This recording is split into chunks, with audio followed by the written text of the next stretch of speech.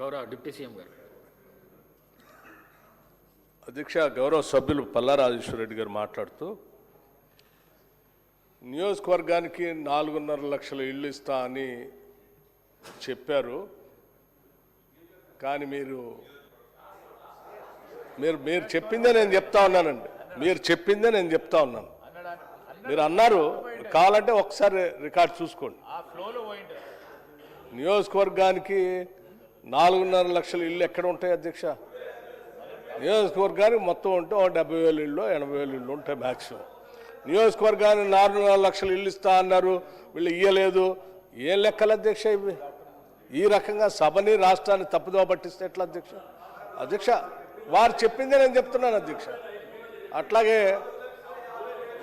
ఫ్లోలో సార్ అధ్యక్ష, అది రికార్డులో పోయింది కాబట్టి నేను ఆ రికార్డు సెటరేట్ చేయాలి.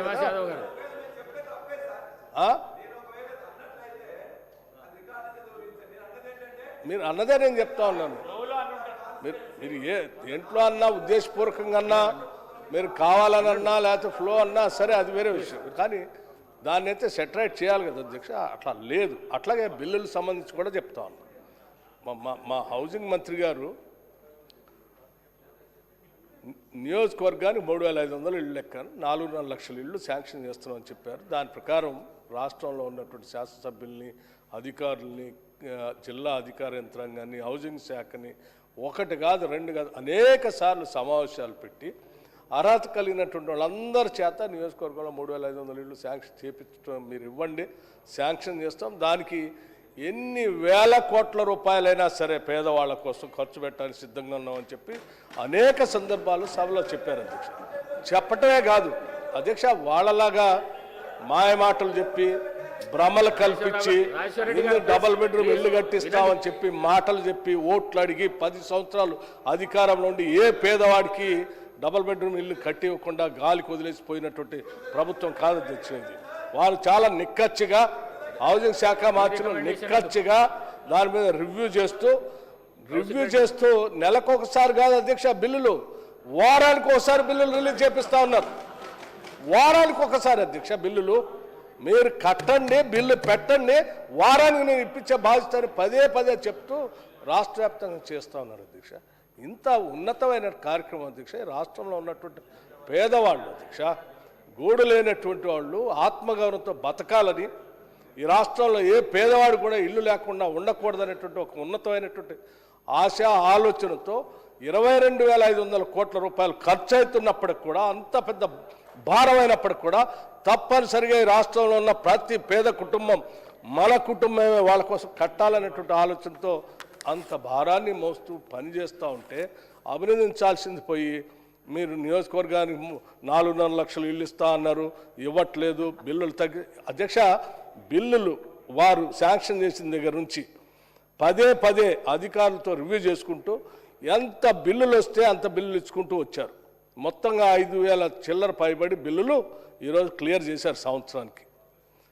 ఈ సంవత్సరం ఎన్ని వేల కోట్లు అవసరమైతే అన్ని వేల కోట్లు రిలీజ్ చేసుకుంటూ వచ్చిన తర్వాత ఒక అంచనాకు వచ్చి మొత్తంగా ఉరుకులు పెట్టిస్తే కూడా 5,500-6,000 కోట్లు దాటట్లేదు. కాబట్టి దాన్ని సరిపోయేంత పెట్టాం. పెట్టడమే కాదు, మళ్ళీ రివ్యూ చేసుకుంటూ వారానికి ఒకసారి బిల్లులు ఇచ్చుకుంటూ ఇంకా పెరిగితే కూడా ఇంకొక దగ్గర నుంచి ఎక్కడి నుంచి అయినా అడ్జస్ట్ చేసి ఆ బిల్లులు ఇవ్వడానికి సిద్ధంగా ఉన్నామని చెప్పి నిన్న బడ్జెట్ సమావేశంలో రిప్లై చెప్పేటప్పుడు చాలా స్పష్టంగా ఈ గౌరవ సభలో ఉన్నటువంటి సభ్యులందరికీ, దురదృష్టవశాత్తు అధ్యక్ష మీరు వినటానికి సిద్ధంగా లేరు, సభ వదిలిపెట్టి పారిపోయారు. బడ్జెట్ కాగితాలు నింపుతారు, చెవులో పూల్లా పెట్టుకుంటారు. పేదల కోసం ఏ సంక్షేమం ఉన్నా కానీ వినటానికి సిద్ధంగా లేరు. మీరు నిన్న ఇక్కడ ఉండి అది విని ఉండుంటే, మేము చాలా స్పష్టంగా చెప్పాము. నిన్న స్పష్టంగా చెప్తాం కాదు, సభలో ఉన్న గౌరవ సభ్యులందరికీ చెప్పాం, పిలిపిచ్చాం. ఇచ్చి మీ అందరూ మీ నియోజకవర్గాల్లో దగ్గరుండి సాధ్యమైనంత మేరకు శాంక్షన్ చేసిన ఇళ్ళన్నీ కట్టించే ఏర్పాటు చూడండి. త్వరితగతిన వారం బిల్లులు పెట్టించే బాధ్యత కూడా మీరు తీసుకోండి. ఆ వచ్చే బిల్లులను క్లియర్ చేయడానికి ప్రభుత్వం సిద్ధంగా ఉందని అంత స్పష్టంగా చెప్తే మీరు సభలో లేకుండా వాళ్ళ మాటలు వీళ్ళ మాటలు విని మీరు ప్రజల్ని భ్రమలో పుట్టించి వాళ్ళకి ఏమి చేయకుండా ఉంటే బాగుండని బలమైన కోరికని మనసులో పెట్టుకొని ఈరోజు ఇట్లా మాట్లాడుతూ ఉంటే ఇది కరెక్ట్ కాదు అధ్యక్ష. ఈ ప్రభుత్వం మానవీయ కోణంతో ప్రజల కోసం పనిచేసేటువంటి ప్రభుత్వం.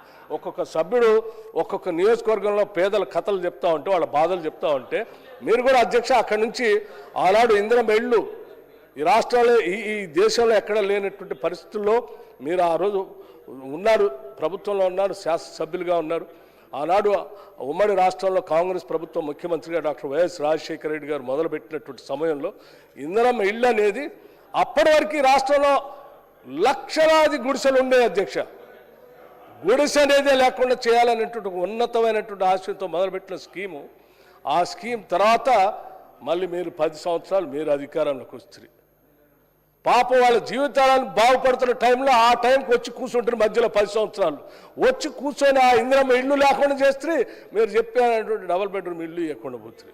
మళ్ళీ మేము వచ్చిన తర్వాతనే కదా అధ్యక్ష శ్రీనివాసరెడ్డి గారు, పొంగులేటి శ్రీనివాసరెడ్డి గారు మళ్ళీ ఆయన హౌసింగ్ శాఖ మంత్రి అయిన తర్వాత ముఖ్యమంత్రి గారు క్యాబినెట్ అంతా కూర్చొని 10 సంవత్సరాలు పాపం అన్యాయం అయిపోయారు పేదవాళ్ళు.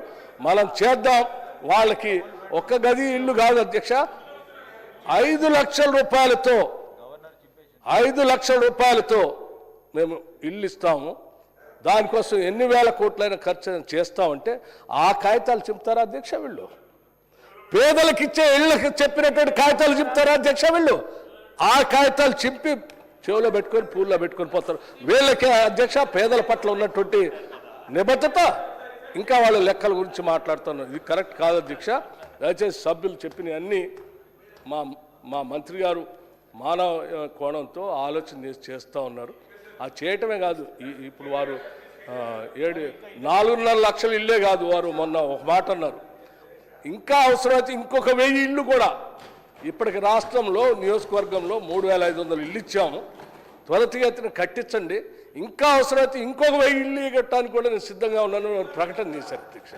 ఇది కదా ఉదాత్తమైనటువంటి హృదయం అంటే. చెప్పిన మాటలు విని విని అలసిపోయాం అధ్యక్ష. ఇది కరెక్ట్ కాదు.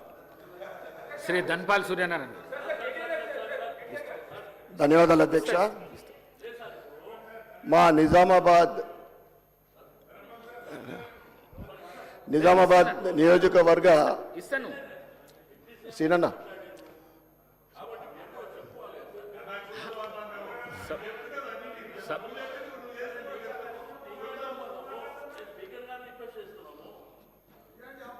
ఒక్క నిమిషం అన్న.